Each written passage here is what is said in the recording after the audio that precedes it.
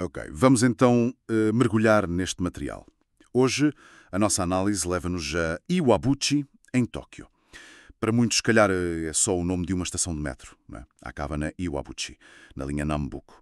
Mas as fontes que recebemos, temos aqui artigos online, tipo Bunshun Online, Kachingi, guias locais, notas históricas. Bem, mostra uma história bem mais rica. A nossa ideia aqui, nesta exploração, é mesmo descobrir as histórias por trás do nome e a desenterrar aqueles locais menos óbvios, as tais joias escondidas, não é? Para quem procura uma experiência diferente em Tóquio, mais profunda. A questão é, como é que uma estação de metro, assim meio anónima, nos leva numa viagem desde, os Shoguns até hoje? É uma excelente pergunta, sim. Tóquio é mesmo assim feita de camadas. Por baixo do verniz moderno encontramos quase sempre vestígios de outras eras. E o que é fascinante aqui em Iwabuchi é precisamente isso, como o antigo e o novo coexistem muitas vezes de forma inesperada. E começamos logo com algo que salta à vista nas fontes. Uma delas menciona que Iwabuchi foi a primeira Shukubamachi, ou seja, a primeira cidade posto na Nikko Onari Kaido. E atenção, isto não era uma estrada qualquer. Era a rota específica, quase exclusiva, que o Shogun Tokugawa usava para ir a Nikko Toshogu. Peregrinações importantes. Uhum. É um ponto de partida fascinante, sem dúvida. E, ao contrário das outras estalagens mais famosas à volta de Edo, as chamadas quatro estalagens, Shinagawa, Itabashi e essas, Iwabuchi parece ter sido mais modesta. Uma das fontes até sugere uma razão muito prática para isso. Assim? Qual? Parece que a ponte sobre o rio Arakawa, que era essencial para atravessar, só era montada quando o Shogun tinha mesmo de passar. A sério? Só para o Shogun, isso é incrível. Então, e no resto do tempo, como é que se passava? Bem, no resto do tempo dependia-se de um barco, um watashibuni, um barco de passagem.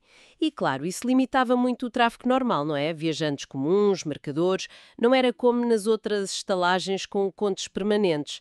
Tornava Iwabuchi importante, sim, mas talvez menos movimentada. Faz todo o sentido. E outra fonte acrescenta um detalhe sobre a organização.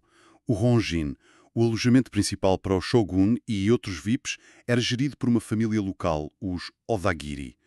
E a travessia do rio, fosse pela ponte temporária ou pelo barco, era partilhada com Kawaguchi, do outro lado. Havia toda uma logística. Pronto. Exato. Essa importância estratégica não veio do nada com os Tokugawa. A rota a Nikko Onari Kaido seguia em parte um caminho muito mais antigo, a Kamakura Kaido Nakatsumichi. Já era importante nos tempos medievais. Há até uma fonte que lista as visitas dos shoguns. O Iemitsu, o terceiro shogun, usava muito esta rota. Isso só reforça o peso cerimonial da estrada e o papel de Iwabuchi como a primeira paragem oficial fora de Edo. Portanto, mesmo que hoje já não se veja a estalagem, o Onjin do Jodagari, a história em si, este passado como o portal da viagem do Shogun, é uma joia escondida. Um legado que, como vamos ver, os locais valorizaram muito. Mas pronto, passando da história para a geografia. O rio Arakawa. Sem dúvida, o Arakawa é a coluna vertebral de Iwabuchi, fonte de vida, claro, para a agricultura, para o transporte, mas também era uma força terrível. As fontes falam do seu Kawakuse, o mau gênio do rio, cheias frequentes, devastadoras. E houve um ponto de viragem, a grande cheia de 1910, Meiji 43. Foi catastrófica. Tóquio ficou inundada durante meses. Foi isso que levou a uma obra de engenharia, colossal. Sim, a construção do canal de desvio do Arakawa, o Arakawa Rosuiro. Foi um projeto gigante para a época. Basicamente, escavaram um rio novo, artificial, com uns 22 quilómetros. O objetivo era desviar as águas das cheias diretamente para a Baía de Tóquio, para proteger o centro da cidade. E a peça central original deste sistema é a nossa joia escondida número 1, o antigo portão de água de Iwabuchi, o Kyu Iwabuchi Suimon, mais conhecido como Akasuimon, o portão vermelho, acabado em 1924. É impressionante. De tijolo vermelho, aço, uma fonte descreve-o como uma fortaleza contra as águas. E percebe-se porquê quando se vê. E o curioso é que há aqui uma ligação internacional. O engenheiro que supervisionou a construção, Oyama Akira. Ele tinha sido o único engenheiro japonês que trabalhou na construção do Canal do Panamá. Trouxe essa experiência toda para aqui, para domar o Arakawa. Do Panamá para Iwabuchi. Que história.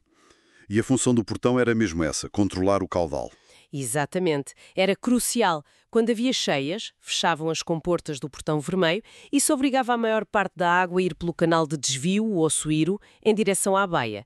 E protegia o leito original do rio, que mais abaixo é o rio Sumida. E, claro, o centro de Tóquio. Era a chave que decidia para onde ia a água. Mas a história não acabou aí, com o Portão Vermelho. As fontes dizem que, com o tempo, surgiu um problema. Subsidência do terreno. O chão começou a afundar. Isso mesmo. Principalmente por causa da extração de águas subterrâneas para a indústria ali perto. E com o terreno a afundar, o Portão Vermelho ficou, na prática, demasiado baixo.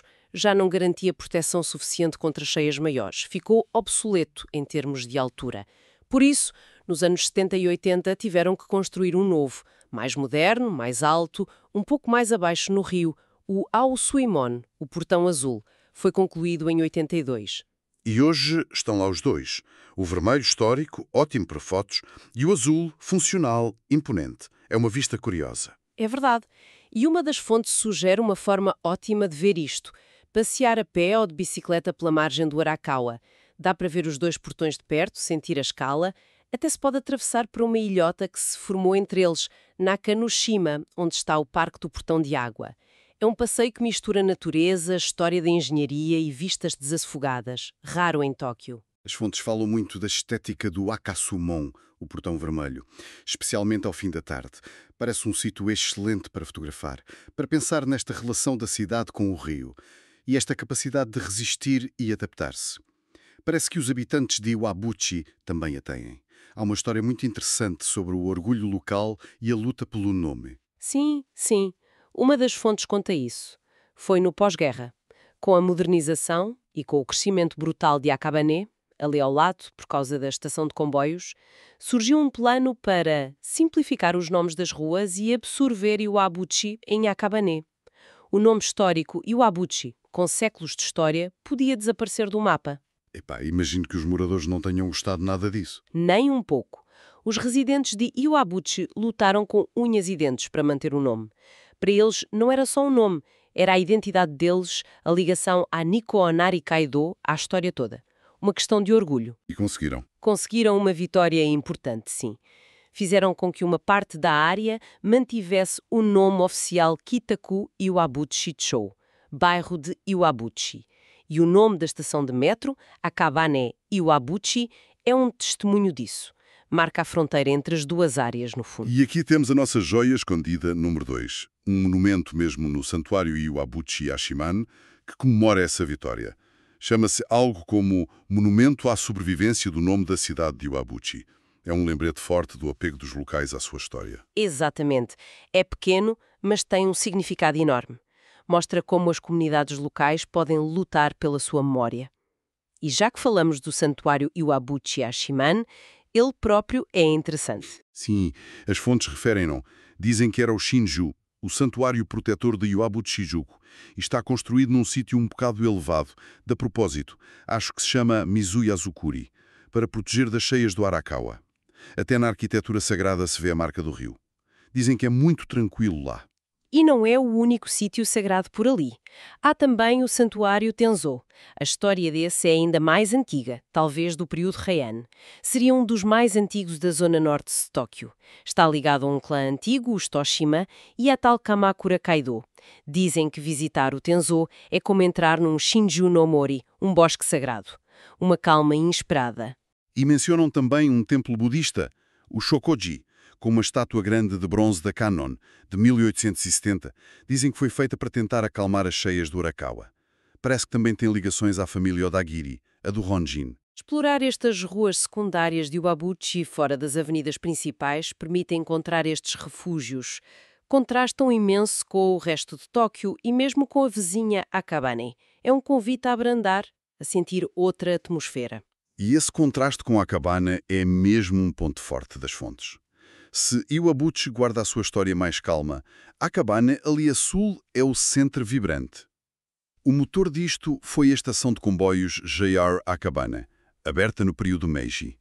O comboio ultrapassou rapidamente a rota antiga do Shogun e o rio em termos de importância. Akabane também tem a sua própria história, claro, mas diferente. A zona mais alta, Akabane-dai, foi desenvolvida como uma cidade militar desde a era Meiji, com instalações do exército.